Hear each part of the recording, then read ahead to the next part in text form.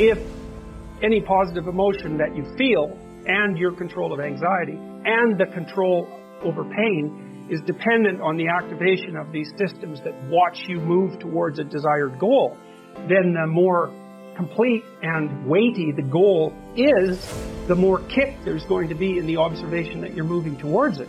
And you kind of already know this, because you'll have observed in your own life that when you're engaged in something that you believe in, that the time passes properly. You can see this even if maybe you're reading a paper and it's actually related in some intelligible manner to something that you want to learn. So even though it's difficult, you get engaged in it, you can remember it better, you can process it better, and you're not so likely to fall asleep, and you're not so likely to want to find distractions. All of that, you can get into it. And it would be very interesting if that was proportionate to the degree of responsibility that you're willing to shoulder. And I think you can make a strong case for that. I've also often wondered, imagine you could offer people a choice. Here's the choice. You could say, well, your life isn't meaningful. The nihilists have got it right. There's no meaning in your life. And because of that, there's no reason for you to accept any responsibility. So you can live a responsibility-free life, and maybe one of impulsive pleasure seeking, but a responsibility-free life, but the price you pay is that it doesn't get to be meaningful. Or you could say to someone, no, we're going to do the opposite. We're going to say, you can live a meaningful life, but it's only going to be as meaningful as the amount of responsibility that you're willing to bear. And then you might say, well, what would people choose? Because everybody also always makes noises about wanting to have a meaningful life. But if the price you pay for that is the adoption of responsibility, then it's not so obvious that people would choose meaning over pointless pursuits. If the benefit they got for choosing the pointless pursuits was that they really didn't have to care about anything they ever did. Right? There's no responsibility. What you most want to find will be found where you least want to look. There's this old story, it's from King Arthur, and King Arthur has these knights, right? They all sit around a round table, which means they're roughly equal. That's what the round table means. And they're off to find the Holy Grail, and the Holy Grail is the most valuable object. That's what it means. So they're off to find the most valuable thing, but they don't know what it is, and they don't know where it is.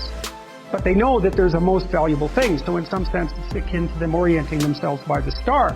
And they don't know where to look, and so what they decide is, they have the castle, it's the middle of a forest, and so each knight decides to start looking for the Holy Grail by entering the forest at the point that looks darkest to him. And so what's the idea there? Well, imagine there are things that come easy to you, and that you're fond of pursuing, and that you're happy about pursuing. So you've found those and pursued them, and you've mastered them. So you know all that, but then there's another place that you don't want to go. And so you haven't gone there and you haven't mastered it. And you're very small in comparison to it because you haven't mastered it. And so it has this monstrous aspect. But it has, if what you're doing isn't working, it's where you haven't gone that you need to go. And so I can give you another example of this. So let's say you're an agreeable person. And so you don't like conflict and you won't stand up for yourself, and you regard anger and the proclivity to provoke and to engage in conflict as something that's positively terrible. It's not only that you're not good at it, it's actually that it's wrong. So that's where you have to go if you're going to learn how to stand up for yourself. And imagine that you're afraid. Maybe you have something like agoraphobia. So there's a whole bunch of things that you're afraid of, and you don't want to go there. But if you want to put yourself together, then that's exactly where you have to go. And so it's frequently the case that what you want to find is to be found where you least want to find it. And that idea is echoed in the prominent stories of dragons and gold. It's exactly the same idea, is that the dragon is this terrible thing. It's this terrible predatory thing that lives forever and is very, very wise. And it lives underground. And it'll kill you. It'll burn you up in a second. But it hoards gold. And so you have to go there into the dragon's lair if you're going to get the gold. And that's a representation of people's paradoxical relationship with reality. It's like you have to go out there and confront it in order to incorporate what it has to offer to you. But the probability that that's going to be intensely dangerous and push you right to the limit, first of all, those are actually the same thing. If it didn't push you to the limit, you wouldn't gain anything valuable from it. So you don't get one without the other. You don't get the gold without the dragon. That's a very strange, very, very strange idea. But it seems to be accurate. If you fail to do the things you're supposed to do, or if you do things that you're not supposed to do, your conscience tortures you and tells you that you're not acting in accordance with the central spirit of your being. And I'm attempting to explain to people that the West is predicated on the idea in some sense that we co-create reality as individuals, each of us, and that there's suffering to overcome, and there's malevolence to constrain in your own heart and in the hearts of other people and in the social structures, and that if you don't stand up and adopt that responsibility, then you leave the world lesser and more cruel and harsh than it has to be. And I believe that the notion that the West developed over thousands of years of the sovereign individual, the individual has the right to vote, right? Who has the right to make their political creed and statement known. We developed that idea because we realized, we understood that it was true.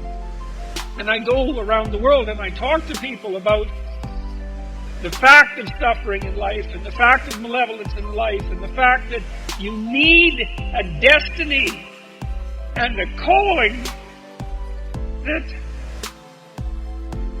justifies the trouble of the world. And you find that in the pursuit of responsibility.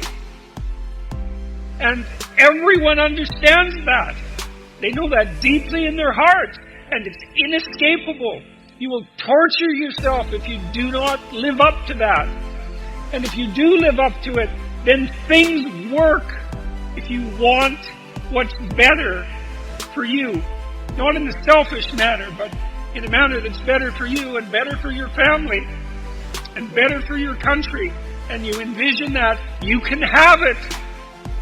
And you can have it by aiming at it, and you can have it by telling the truth, because the truth is what makes the world go around. We're hurt, and we're disappointed, and we're betrayed, and we're fragile, and it's very difficult to want the best under those circumstances. You have to garner the moral courage to be grateful and to work for the betterment of the world. And then, as I said before, you have to tell the truth. And the consequence of not doing that is to lead everything down the wrong path. And the wrong path is a very dark and deep and terrible path. And so even if you can't believe in the good, which can be very difficult, I think you have to be historically ignorant beyond moral acceptability not to believe in the evil that you're capable of, and to do everything you possibly can to constrain that. And I do believe that that's within your power. I'm hoping we wake up. We don't repeat the crimes of the 20th century, and that we move properly into a future that's better and better for all of us. And I do believe that not only can we do that, that it's actually happening. If you look at the macroeconomic news around the world, things are getting better for people all over the world, everywhere, in the poorest countries, faster than they ever have in recorded history. And we have the opportunity to continue that and to make something magnificent of what we have in front of us. The rule is, be careful who you tell good news to. You want to tell good news to someone who's happy that something has worked out for you, who isn't contrasting it with something good that's happened to them, but who can look at you and think, thank God you're in a better position than you were, and more power to you. And people trust me to tell me good things that have happened to them. And it's absolutely overwhelming. It's so positive. It's so unbelievable. And it happens everywhere. And it's extraordinarily heartening, but almost, in some sense, impossible to tolerate. Because it took so little encouragement, for people to make an effort to put themselves together. I can't understand why this isn't more widespread. I don't understand why what I've been lecturing about and what I've been writing about has had this effect on encouraging people. It's a mystery to me. I mean, it has something to do, I suppose, with the power of, with my conviction about the power of truth. But it's so sad in some sense that there's so many thousands of people out there who are literally dying for a word of encouragement, for someone to tell them in some believable manner that there's far more to them than meets the eye, and that they're characteristic of great things. They have the capability of great things, and it's lying there in front of them in the form of the truth. And all they have to do is have the faith to implement that, and the courage, and then things start to straighten. And so that's treatment. If you love someone, you love a child, you love your sister or friend, you don't tell them to deal with the world in a deceitful manner. You don't tell them to lie to everyone that they meet and to do everything that they possibly can in the most crooked of possible manners. You encourage them to be who they could be and to take on the world forthrightly. And that works. And we all need to know that. And we all need to put the faith of our life in that, to bet our lives on it. You have to bet your life on something. You're always betting your life on something. You're always making a commitment to something. You make a commitment to the truth, and everything straightens out. We aim at the ideal, because what else are we going to aim at? And aiming at the ideal, that gives us the meaning of our life. And we need a meaning, because life is very difficult. And without that sustaining meaning, like without that belief that you're partaking in something of vital importance, to put yourself together, to see who you could be, to organize and bring together your family, and to make everything you possibly can of your state, then you don't have what you need in order to live properly. And I've been telling people that everywhere in the world, and they're responding with exceptional positivity.